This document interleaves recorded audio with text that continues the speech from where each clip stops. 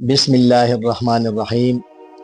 شروع کرتا ہوں اللہ کے نام سے جو بڑا مہربان نہایت رحم کرنے والا ہے۔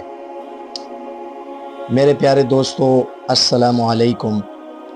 میں آج آپ حضرات کے سامنے ایک افریقی سردار کا واقعہ پیش کرنے لگا ہوں۔ ایک شہنشاہ جب دنیا کو فتح کرنے کے ارادے سے نکلا تو اس کا گزر افریقہ کی ایک ایسی بستی سے ہوا جو دنیا کے ہنگاموں سے دور اور بڑی پرسکون تھی۔ یہاں کے باشندوں نے جنگ کا نام تک نہ سنا تھا اور وہ فاتح اور مفتوح کے معنی سے ناآشنا تھے۔ بستی کے باشندے شہنشاہ اعظم کو مہمان کی طرح ساتھ لے کر اپنے سردار کی جھونپڑی میں پہنچے۔ سردار نے اس کا بڑی گرم جوشی سے استقبال کیا اور پھلوں سے شہنشاہ کی تواضع کی۔ کچھ دیر میں دو قبائلی فریق مدعی اور مدعا علیہ کی حیثیت سے اندر داخل ہوئے۔ سردار کی یہ جھونپڑی عدالت کا کام بھی دیتی تھی۔ مدعی نے کہا، میں نے اس شخص سے زمین کا ایک ٹکڑا خریدا تھا۔ ہل چلانے کے دوران اس میں سے خزانہ برآمد ہوا۔ میں نے یہ خزانہ اس شخص کو دینا چاہا لیکن یہ نہیں لیتا۔ میں یہ کہتا ہوں کہ یہ خزانہ میرا نہیں ہے کیونکہ میں نے اس سے صرف زمین خریدی تھی اور اسے صرف زمین کی قیمت ادا کی تھی، خزانے کی نہیں۔ مدعا علیہ نے جواب میں کہا، میرا ضمیر ابھی زندہ ہے، میں یہ خزانہ اس سے کس طرح لے سکتا ہوں؟ میں نے تو اس کے ہاتھ زمین فروخت کر دی تھی۔ اب اس میں سے جو کچھ بھی برآمد ہو یہ اس کی قسمت ہے اور یہی اس کا مالک ہے۔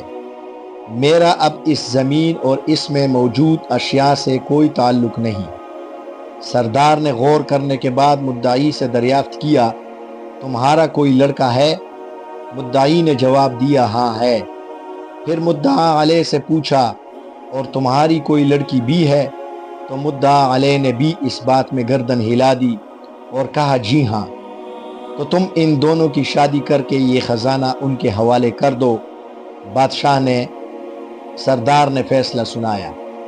میرے پیارو، اس فیصلے نے شہنشاہ کو حیران کر دیا۔ وہ فکر مند ہو کر کچھ سوچنے لگا۔ سردار نے متردد شہنشاہ سے دریافت کیا، کیا میرے فیصلے سے آپ مطمئن نہیں ہیں؟ شہنشاہ نے جواب دیا، نہیں، ایسی بات نہیں ہے، لیکن تمہارا فیصلہ ہمارے نزدیک حیران کن ضرور ہے۔ سردار نے سوال کیا، اگر یہ مقدمہ آپ کے روبرو پیش ہوتا تو آپ کیا فیصلہ سناتے؟ بادشاہ نے کہا، پہلی بات تو یہ ہے کہ اگر یہ مقدمہ ہمارے ملک میں ہوتا تو زمین خریدنے والے اور بیچنے والے کے درمیان کچھ اس طرح کا جھگڑا ہوتا کہ بیچنے والا کہتا کہ میں نے اسے زمین بیچی ہے اور اس سے زمین کی قیمت وصول کی ہے، اب جب کہ خزانہ نکل آیا ہے تو اس کی قیمت تو میں نے وصول ہی نہیں کی، اس لیے یہ میرا ہے۔ جبکہ خریدنے والا کہتا، میں نے اس سے زمین خرید لی ہے تو اب اس میں جو کچھ ہے وہ میری ملکیت ہے اور میری قسمت ہے۔ سردار نے شہنشاہ سے پوچھا، پھر تم کیا فیصلہ سناتے؟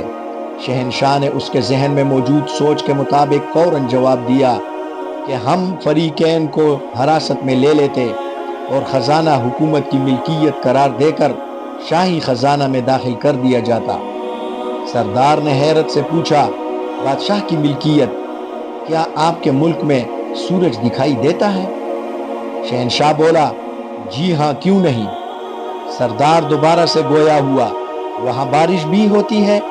شہنشاہ پھر حیرت سے جواب دیتے ہوئے بولا، بالکل۔ سردار حیران تھا، بہت خوب، لیکن ایک بات اور بتائیں، کیا آپ کے ہاں جانور بھی پائے جاتے ہیں جو گھاس اور چارہ کھاتے ہیں؟ شہنشاہ نے کہا، ہاں، ایسے بے شمار جانور ہمارے ہاں پائے جاتے ہیں۔ سردار نے یوں گردن ہلائی جیسے کوئی مشکل ترین بات اس کی سمجھ میں آ گئی ہو اور بولا، اوہ خوب، میں اب سمجھا، تو اس ناانصافی کی سرزمین میں شاید انہی جانوروں کے طفیل سورج روشنی دے رہا ہے۔ یہاں تک واقعہ ختم ہو گیا۔ اللہ تعالی ہمیں اس پر عمل کی توفیق عطا